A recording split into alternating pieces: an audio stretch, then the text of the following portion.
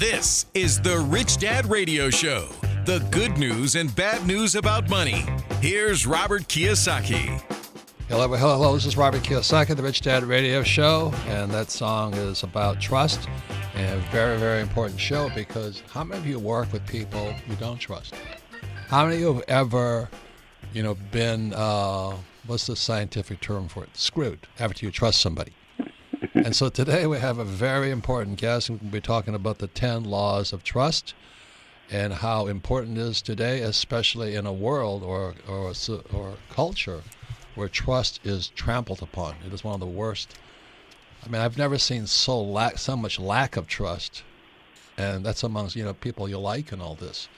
So it's a very important thing. It's going to be about the 10 laws of trust. Any comments there, Kim? Well, this book is timed so well. Our guest is Joel Peterson, and Joel is the chairman of JetBlue, Stanford business professor, and founder of PE firm Peterson Partners. But right now, also the CEO of Trammell Crow. Yes, Kim. he was Jeez. former CEO of Trammell Crow.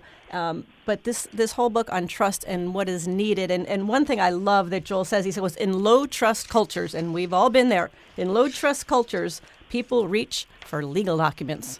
It's all about the legal documents, all about the lawyers, it's all about the contracts. But in the world of trust, you actually cuts down your cost and your time because you can work with people. It's a huge subject worldwide right now.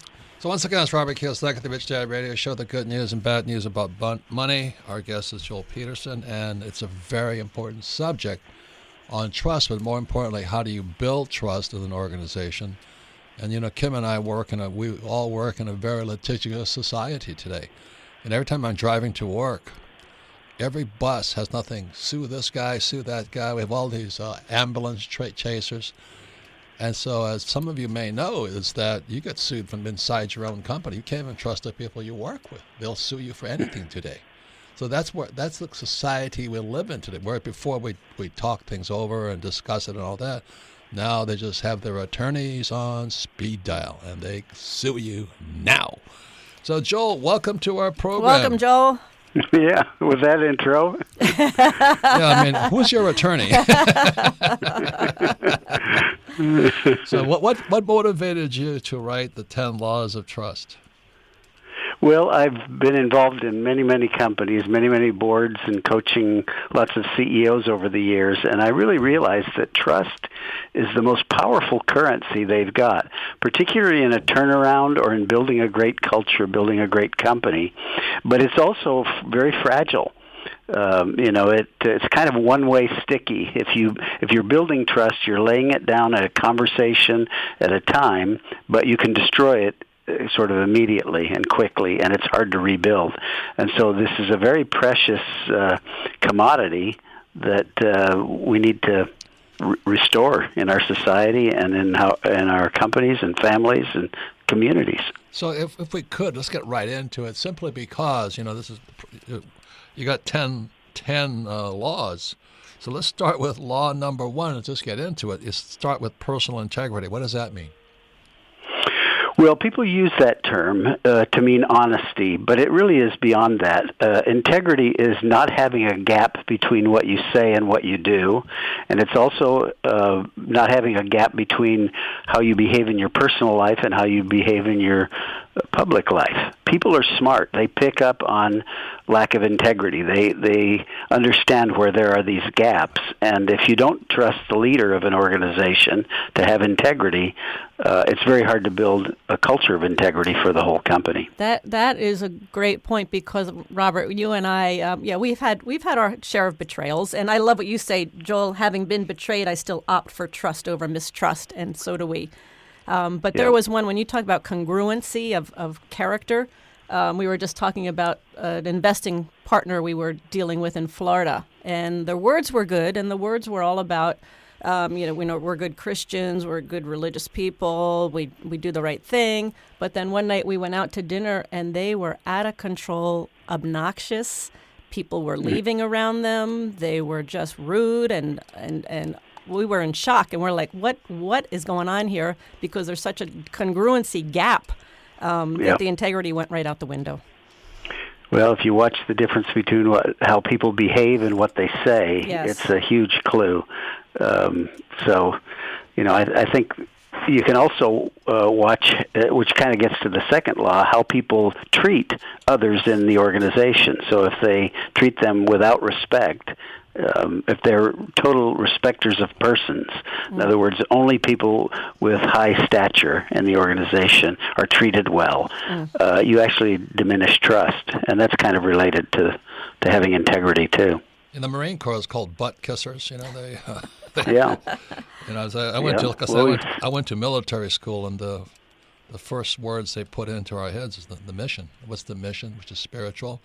And the motto of the academy was acta non verba, deeds not words. Mm-hmm. You're judged upon your actions, not your words. And it just nauseates me personally, coming from 4 years of military school and 6 years of the Marine Corps. Many people think their words don't matter. They'll tell you anything you want to hear, but the actions do not match the words. And it just drives me nuts personally. Not that my actions are perfect, of course, but... Yeah, nobody's perfect, but fundamentally, the way you build trust is by delivering on promises. It's where what you deliver is what you said you would deliver, and that actually builds trust. And whenever you don't do that, you diminish trust, you destroy trust, and it's really that simple. All these other laws are things that support that, but fundamentally, if you're not delivering on what you promise, you'll never build trust. Well, it goes as simple as this, because when somebody says, I'll be there at 10 o'clock and 20 minutes later, they're still not there, that's really tough for me. And then because it's a withdrawal of trust. Yeah, and I do my best to tell people this. I was a gunship pilot in Vietnam. If I had to be rolling in on this moment, I was rolling in hot. I had to be there on time because another person was counting on me to be there on time. So I have this time paranoia phobia. So when somebody's like a minute late, I get goosebumps because who's going to cover me? Who's going to cover me rolling in behind me? Do you know what I mean? Right. And right. When I attempt to talk to a civilian who says, yeah, I'm trustworthy, I go, I don't trust anything you said just now. So that's kind of the background I came up in. What's the third one? Empower others. Can I just say one thing about the respect? Invest in respect, because you say one of the keys to it is listening without an agenda. So you're talking about really, truly being present and listening to the other person, not wanting to impose your point of view. Well, have you ever listened to somebody where you can tell that they're just waiting until you take a breath so they can get in what it is they want to say? Exactly. You don't feel really very respected. You're just being used. You're just a temporary audience, and they have their own agenda. And I think if you ever are with somebody who actually is really listening to capture what it is you're saying without judgment, your trust level goes up. Yes. Agreed. And what about people that cut you off when you're speaking halfway through the sentence? Oh, my God. Same thing, yeah. Well, they're not respecting you. They're not listening. You're not building trust. No, it says you don't count in my life is what it says. Right. That's horrifying. Right. So number 3 is empower others. That's what the thing I'm getting at, Joel, is these are just words, and for most people, everybody has the right words. They just don't act the words. They're just words. Right. They don't actually walk the talk, as we used to say. Yeah, if you are going to build a high trust organization, you're going to have to cede control to other people. It will actually build the trust level of the organization. It will actually make the organization more powerful if you give up power to others. But it's also dangerous. We don't know exactly how people are going to behave. So you have to do it in increments. And as people deliver on promises, you accord more trust, empower them more, and you build layer upon layer this high trust organization. But you have to empower others. Let me ask you this. How do you handle somebody who's broken your trust? Because that's, I think, in any organization, theory is wonderful, but in reality, trust is broken on a regular basis, just by mistake or intentionally. How do you rebuild that, or do you rebuild it? Well, so I kind of divide it into 2 levels. So the one is that somebody just doesn't deliver on what they said they would do. It may be that there was a misunderstanding. It may be that there was an intervening variable. It may be that we just, something happened. And what I say about those is fix them immediately. That is a breach, but if people allow that to fester, it actually can develop into a significant betrayal that you can't overcome. So that kind of breach you fix immediately. You talk about it, you figure out what caused it, and then you commit to a new way of going about things. There are betrayals where people actually, lie, cheat, or steal. And I think in those cases, you want to get out of business with people as fast as you can, and you want to move beyond the betrayal. You really want to forgive, not so much for them as for yourself, so you can begin living in the future rather than living in the betrayal. Right. And number 4 is, thank you for that, measure what you want to achieve. That's what we're working on right now. Yeah. Well, it's a funny thing. A lot of people, when I say that to them, they say, well, wait a minute, I thought you were trusting somebody. Well, that doesn't mean trust. You don't just close your eyes and hope for the best. In fact, it really doesn't show much trust unless you say to people, this is how things will be measured.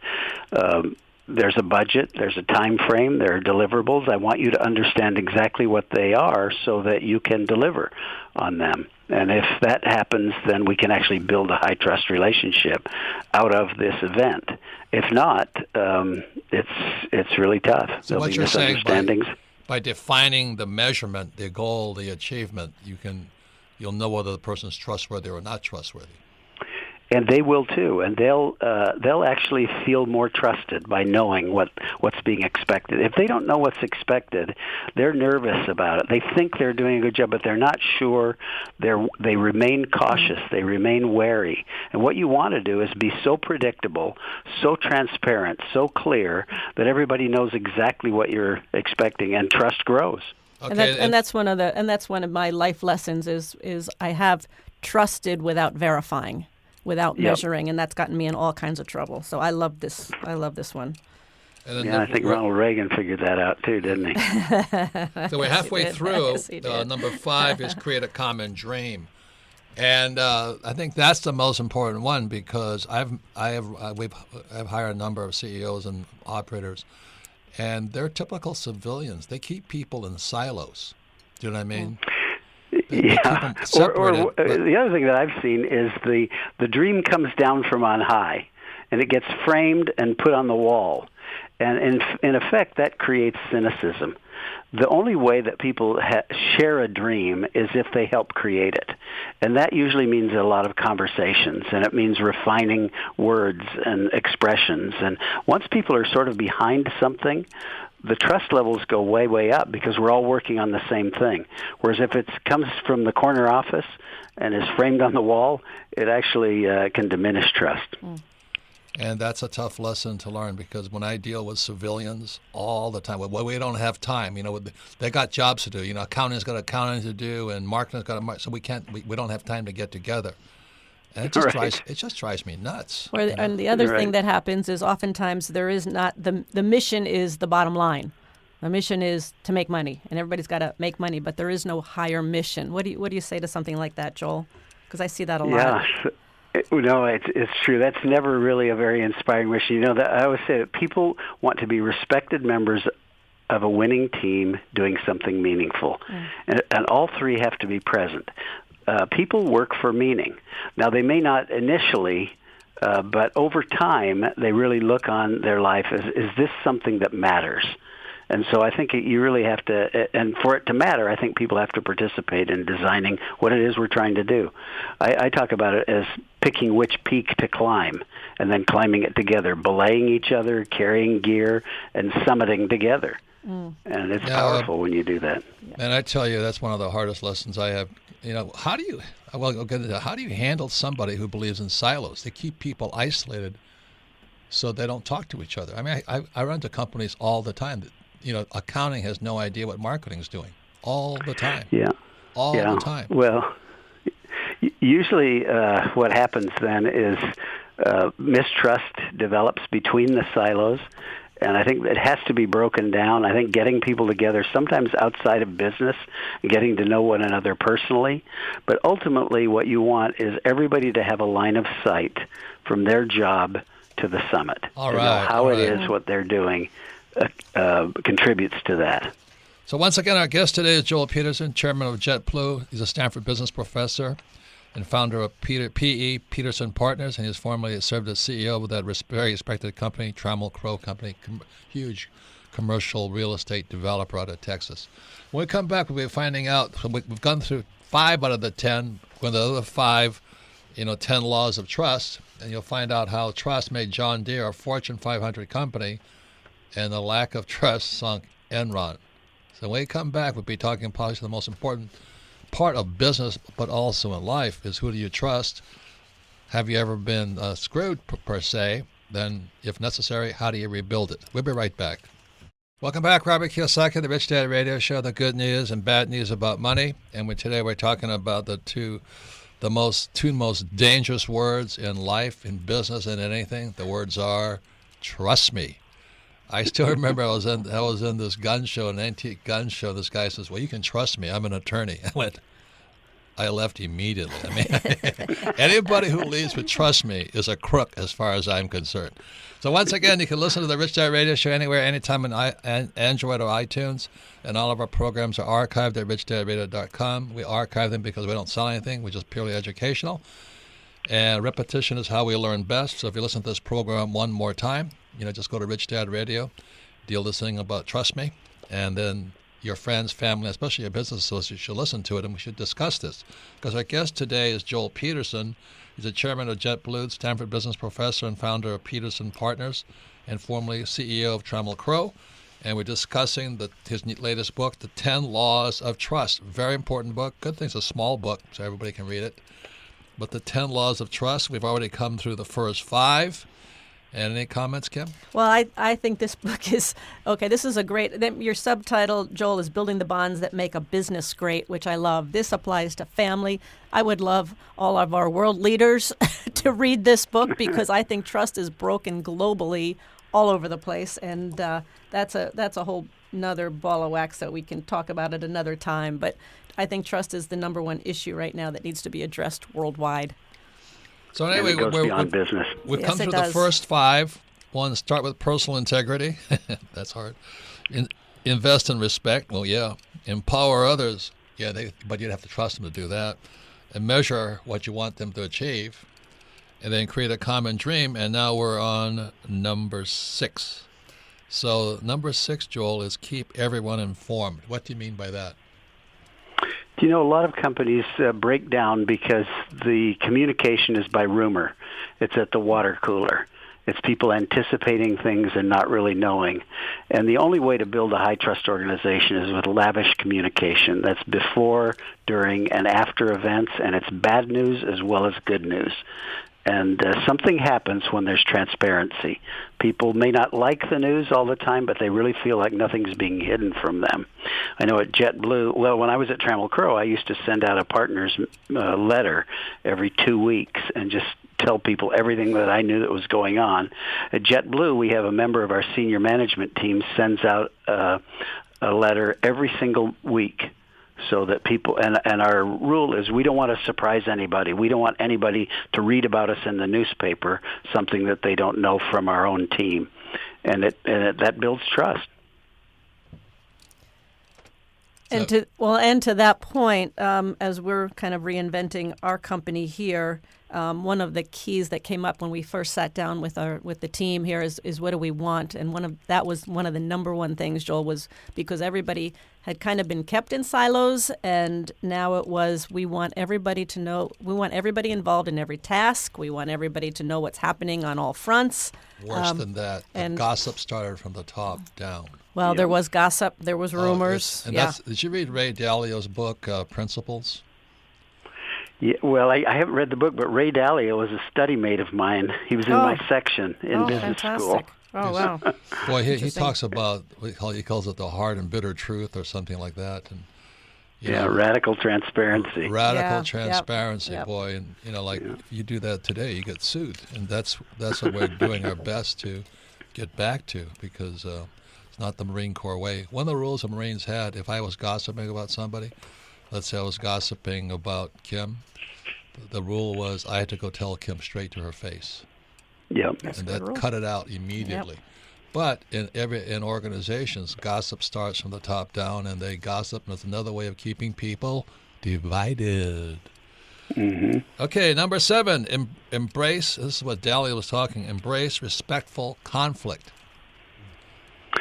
Yeah, so the key word there is respectful. I think a lot of people shy away from conflict. They want to be loved more than respected. Yes. And really what you want is pushback. I often assign people to make the counter case to whatever we're planning on doing. I want to hear the best arguments for the other side of things. And I think as long as it's respectful, conflict fleshes out the best ideas. And so I think you want to have conflict. If you don't, you get a bunch of yes men and women, and you don't get it's actually the person who wins the argument, not the idea. Yeah, you say this idea, the best idea wins. That's what I like. What you say. Make sure the best idea wins, not the most powerful person. Exactly. Yeah, I love that. And number 8 is show humility. Yeah, which is a surprising one to a bunch of people who think that CEOs are sort of all-knowing, all-powerful, giving directives from the corner office, et cetera. And I find it's just the opposite. If the CEO or the leader of a team will say, I don't know everything, I'll find out. And if we make a mistake, we'll change it, I'll admit it. And if there are good things that happen, they reflect credit and they absorb blame. And so from what you've learned in the military, Robert, that should be a fairly familiar notion to you. It's, that word respect, it's a very powerful word, because if you don't respect somebody, it comes back at you so fast. It's amazing. Yeah. And one thing you mentioned, Joel, in your book is the company Enron. And I don't guess there was a lot of humility at Enron. What happened? No, the hubris was enormous. Jeff Skilling, I think, at one point in time said, "I am Enron." Oh my gosh. And that's the opposite of sort of team building and culture health. Well, there was two companies. I trust culture health. There was 2 companies of that exact era, WorldCom and Enron. Another guy was Dennis Kozlowski of WorldCom. Man, he was an arrogant SOB. That was actually Tyco. Oh, Tyco. Kozlowski was Tyco. Oh, I Bernie Ebbers was WorldCom. Oh, okay. Bernie Good. Ebbers, My apologies. right. So those are But they were all colossal egos. Yeah. Yeah. And not organizations built on trust. Just the opposite. Not yes? built on trust at all. It Yeah, was built on fear. It was a lot of show. Do you know what I mean? I guess it was one of those guys. I guess Kozlowski. He had these huge toga parties. Jeez. I said, how come I'm not invited? Yeah. It was all ego. Anyways, good. And number 9, this is one of my favorite words, win-win. Well, I think this one starts out with the notion that there are negotiations going on all the time. In most conversations, there's a bit of a give-get. Right. Where you're looking for something, the other party's looking for something. That's why you're talking with each other. So I think the more you see conversations as a form of negotiation, a low-risk form of negotiations, and you try then to conduct your negotiations as a conversation, and where you're seeking for fairness, where the win is that we've come to something that we can both live with, that's a durable agreement, that is win-win. What happens then is your negotiations become serial, not episodic. In other words, you run into the same people over and over, you do multiple deals with them, and you're actually building a high-trust ecosystem beyond your own organization. Well, the reason I'm laughing is, when the book In Search of Excellence came out and all this stuff, I forget who the author was, but everybody started using this term win-win. And so finally we were dealing with this guy who had no humility. His ego was so big he couldn't see it. And so finally he says, when you say win-win, let me ask you this question. So he goes to the blackboard and he puts one win like 3 feet high and the other win 1 inch high. He says, is this your idea of win-win?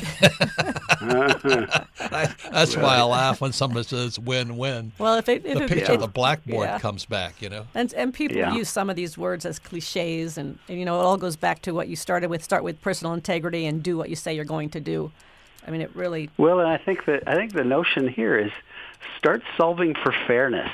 Come out with a deal that will be durable over time, that you can both live with. If you come up with a deal where you've crushed the other party, somehow the wheels will come off over time. It will only last as long as the power dynamic is in your favor. I once had a partner who looked at a 3-inch thick contract, and he said, you know what? There's something in it for me. And he's really right. Anything that's that long, there's a way to fight. And I think fighting is one of the low-trust responses to circumstances. I think if you're going back to the legal documents all the time, you probably have not created a win-win agreement. So would you say, Joel, that, this society is so litigious and seems to be getting more and more that way. Is that, how do we combat that? Well, I think it is because we've developed low trust. I think social media has contributed to that. I think our political environment has contributed to that. And so people get stressed out, and they take these extreme positions. They don't listen to each other. They really violate the 10 laws of trust. And so the default position is to go to fighting, and we get gladiators in the form of lawyers who do the fighting for us, and that obviously diminishes trust, and it becomes this negative feedback loop, this cycle that is quite damaging. I think you have to intervene and break it, right, and then start building on trust. Yeah. Okay, so number 10 is Thank you, Joel. Number 10 is the hardest of all of them, in my opinion. Fix breaches immediately. What does that mean to you, Joel? So we've talked a little bit about this, but I think it is on these minor breaches where people have just disappointed in not delivering what we thought they'd deliver. Figure out why. There may be a good reason, but don't let it fester. Make sure that you address it and fix it and move on. There are the more dangerous ones that are really fundamental breaches, and I think the answer to that is a little bit like Cortez when he landed at Veracruz and burned the ships so people couldn't go back to them. People who go back to betrayals are really like folks who go back to burning ships. They're going to get burned. You're not living your life forward. You have to forgive and move on, but you have to move on too. You can't stay in business with people that have betrayed you that way. Okay, so this is the most important part. Without disclosing names or companies, can you tell about one of the toughest implementations or living the 10 laws you've ever personally had to go through? Well, I went through litigation one time, and I had a very wise counselor who told me, because I wanted to prove that I was right, and so I just wanted to make my case, and she said, the best way to do that is have a great life. Just live a great life. Move forward. And she was so dead on. It reminds me of a funny joke about the guy who survived the Johnstown flood in Pennsylvania in 1906 or whenever it was. Was it the dam breaking? Yeah, the dam breaking. Right. And went to heaven, and St. Peter said, you've lived a good life. You can have any one thing that you'd like to do. And he said, you know what? I'd like to have you assemble all the hosts of heaven so that I can tell how I survived the Johnstown flood. And Peter said, well, that'd be fine, but you must remember Noah will be in the audience. Where was that attorney when we needed her? We've been through those litigations, Joel, and oh my goodness. Anyway, the question is how if you're going to fix the breach, it's easy to walk away. But I think the toughest part is going back to embrace the respectful conflict, because it's very easy to run, because that's what I've done. I've just avoided it, and it just got worse. So how do you handle that? I mean, it's not easy. It's nice in theory, not in reality. Well, yeah, no, I think you have to catch it early and be talking about it and not let them get big. The problems that I've had in my life are when I've allowed them to get out of control. And, one of the things I realized that's helped me almost as much as anything is the notion that I have joint ventured my problems. I have contributed.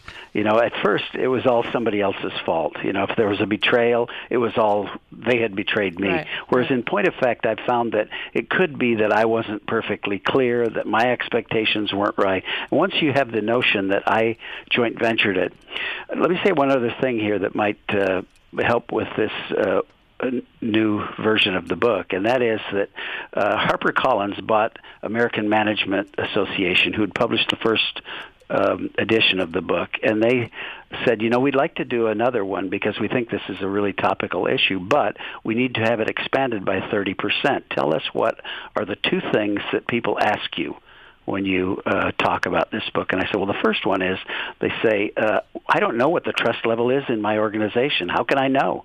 You get up high in an organization, people stop telling you the truth. Mm-hmm. So the first thing we did is we added a diagnostic tool, and I worked with Franklin Covey and came up with these 10 questions where you can basically say, I have a low, medium, or high trust organization to start with. So that's the first thing. The second was, how do I deal with betrayal?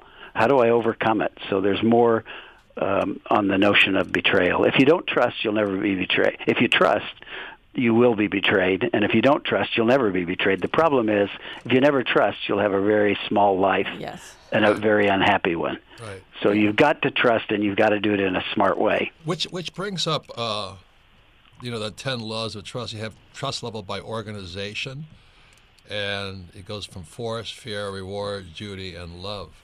Anything you want to say about that? Because different organizations thrive on different levels of trust. Yeah, lots of fear-based organizations. Well, most businesses are driven by fear and reward. Mm.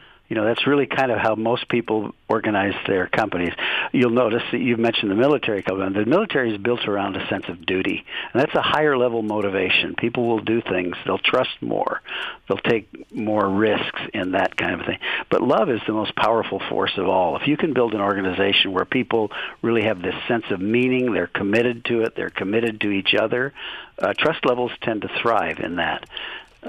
So I think there is a hierarchy of motivations, and I think the more that you can sort of get away from fear and reward and into the categories of duty and love, the more likely you are to build a high trust organization.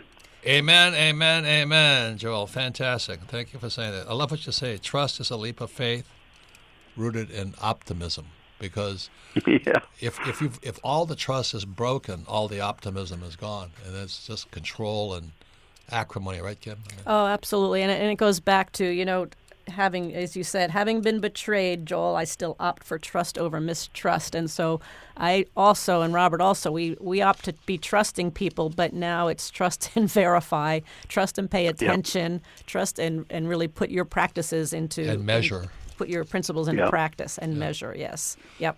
Smart trust. Yes, smart trust. That's a good way to say it. There's that TV show, Marcus Maloney, the prophet, and he had a TV show. All the times he got screwed by the guys he gave money to, and the guy asked him, he says, "Are you going to change anything?" He says, "No, I would rather trust people, and I'll just keep going." Yeah. Because once you lose that faith in your fellow human being, I think you're finished too. Yeah. So, just sit in a dark room. Right. Was that why I'm in the dark room? So Joel Peterson, his book is The 10 Laws of Trust. Fantastic.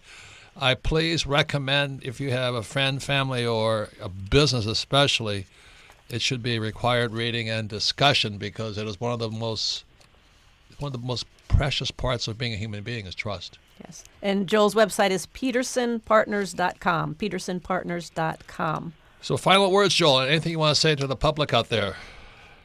Well, I think the hopeful thing is that you can, by being intentional, build a high-trust life, and it really becomes the operating system of a life well lived. So thank you very much. Well said. Everybody, please go and get his book, The 10 Laws of Trust. Thank you, Joel. Thank you, Joel. Thank you very much. All the best. Good to talk.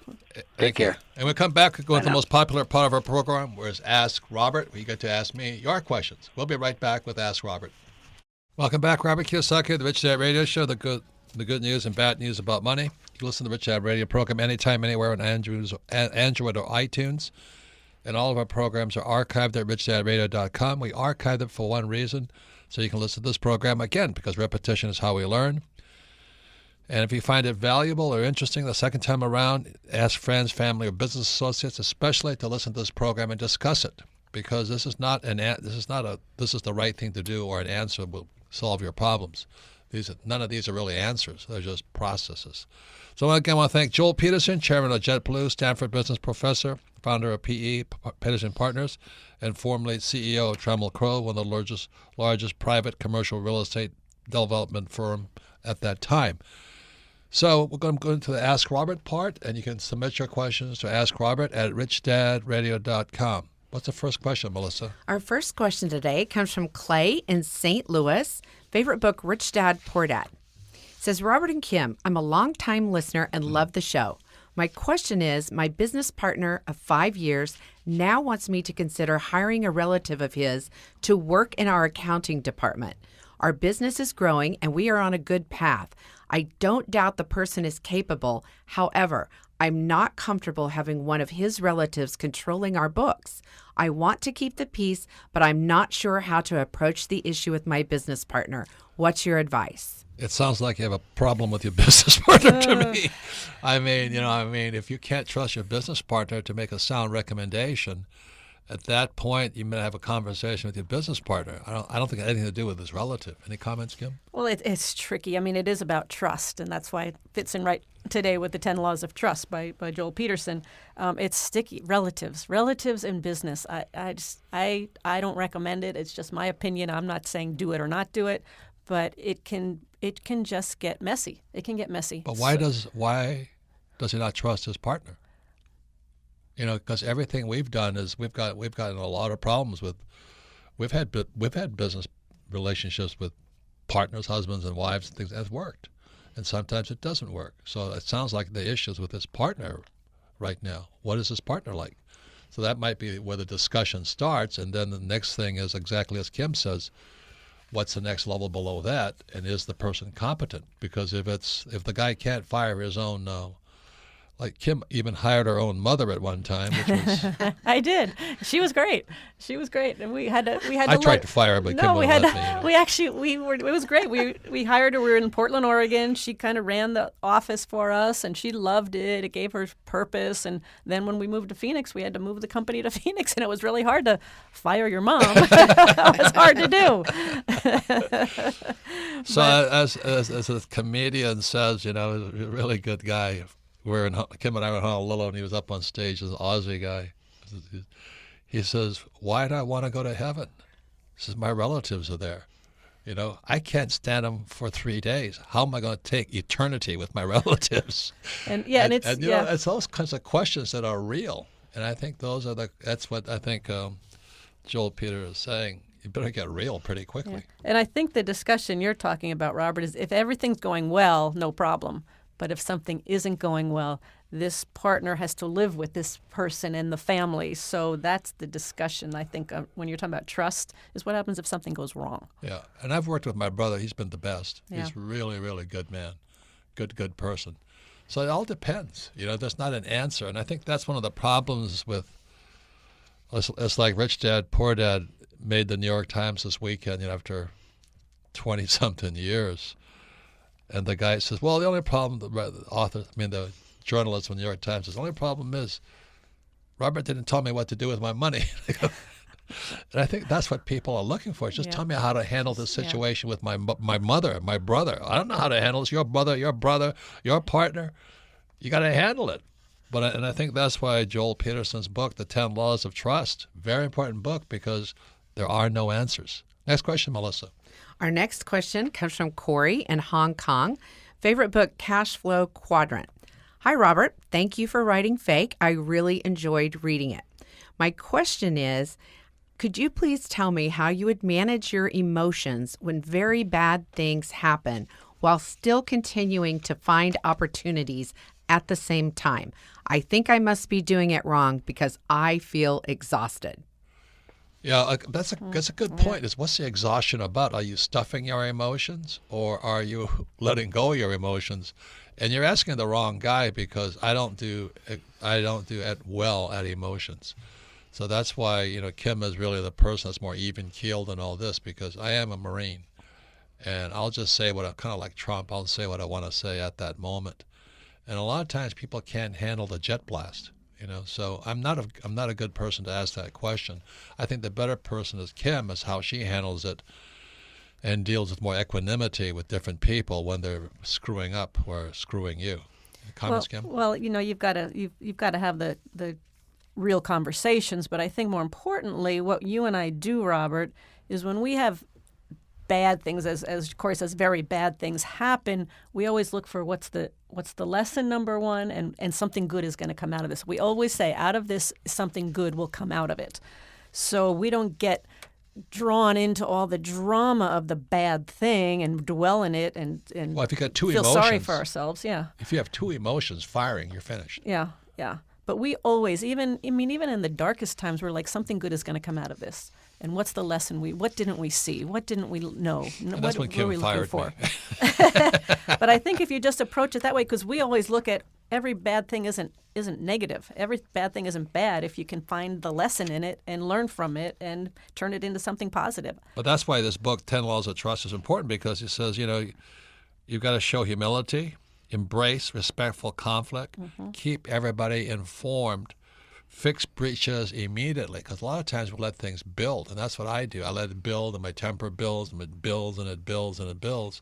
And then Mount Vesuvius goes off and lawsuits start. Yep. Is that my MO, Kim? That's oftentimes your MO. And one of the biggest things is that keep everybody informed. As long as we're in communication with everybody, I think that helps diminish all these upsets and these lawsuits and things like that. They don't. Sometimes it's hard to confront people on So I would things you don't want suggest buying this book, Yep. finding a partner, somebody you trust, husband, wife, or friend, and just take each of the 10 laws and discuss it. Then next week discuss the next law, and your understanding of what Joel Peterson is saying. I think the lessons are fabulous, the laws are fabulous, but if you don't use them, they don't mean put nothing. them into practice. Yep. And I think Joel Peterson comes with tremendous depth and experience of it. So be respectful to Joel. Buy the book, sit down with a friend or business partner or somebody you respect, and discuss each law slowly. Because it does take time to absorb these types of skill sets. You don't just read it and forget it. I think that's what most people do. So thank you for the question. I'll thank Joel Peterson for his book, The 10 Laws of Trust. Thank you for listening to the Rich Dad Radio Show. You can submit your questions to Ask Robert at Rich Dad Radio. So thank you for listening to our program.